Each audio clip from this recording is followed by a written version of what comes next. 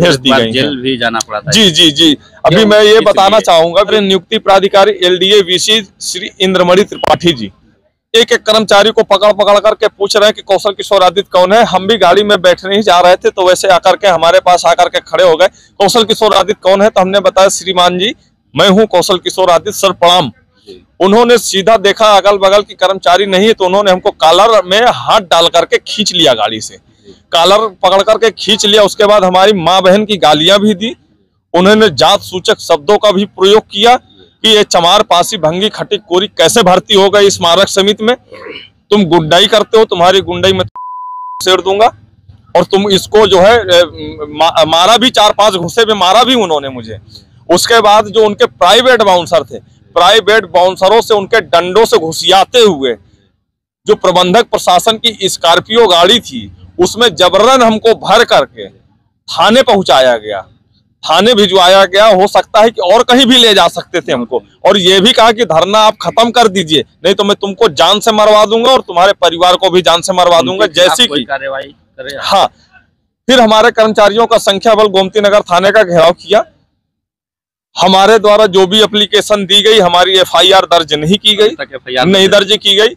वहां से हमारे आने के बाद जो है वहां पर नियुक्ति प्राधिकारी महोदय जी के द्वारा जो भी हमारे ऊपर धाराएं लगवाई गई, हमसे जबरन फॉर्म 41A में हस्ताक्षर करवाए गए, जबरन पुलिस के दबाव में हमसे हस्ताक्षर करवाए गए। उसके बाद हम वहां से कर्मचारियों के संख्या बल का दबाव देखते हुए जो है चौकी पर थाना प्रभारी महोदय ने हमको छोड़ा, हम आए। उसके बाद हमको निरंतर यह आभास हो रहा है, कहीं कहीं से सूचनाएं ऐसी प्राप्त हो रही हैं कि हमारे जो विभागीय संबंधित समस्त व्यवस्थापक हैं और समस्त सहायक प्रबंधक, सहायक प्रबंधक प्रशासन, वित्त प्रबंधक देवेंद्र मणि उपाध्याय और जो AO विजय सिंह है और मुख्य प्रबंधक LDA सचिव और सदस्य सचिव महोदय LDA VC इंद्रमणि त्रिपाठी जी, ऐसा हमको कई जगह से संदेश ऐसा प्राप्त हो रहा है कि ये जो 800 करोड़ रुपए का लगभग जो गमन हुआ है, कहीं ना कहीं गमन ही हो गया, तभी हम लोगों का NPS खाता नहीं खोला जा रहा। तो इसको दबाने के लिए हमारे लिए कहीं सुपारियां देने का भी, शूटरों को भी पैसा देने का ऐसा प्लान बनाया गया। हाँ, जान से मरवाने का प्लानिंग करी जा रही है, साजिश रची जा रही। तो मैं स्पष्ट करना चाहता हूं कि यदि मेरे साथ ऐसी कोई दुर्घटना होती है या मेरे परिवार के साथ होती है तो इन समस्त अधिकारियों का हाथ होगा, क्योंकि ये उच्च श्रेणी में बैठ करके और इन लोगों ने ये गमन किया है ऐसा प्रतीत होता है। क्योंकि जैसा कि पूर्व में 10 करोड़ 75 लाख का गमन हुआ है, अभी तक दोषी अधिकारी जेल नहीं गए हैं और न उन पर कार्रवाइयां हुई हैं। तो मैं चाहता हूं माननीय मुख्यमंत्री महोदय जी से कि इनको इस मैटर को संज्ञान में लेते हुए हमको एक सुरक्षा भी प्रदान कराई जाए और हमारी टीम को भी सुरक्षा प्रदान कराई जाए। और यदि हमारे साथ ऐसी कोई घटना होती है, मेरे साथ या मेरे परिवार के साथ या टीम के साथ या टीम के परिवार के साथ, तो समस्त गतिविधियां इन उच्च अधिकारियों की होगी।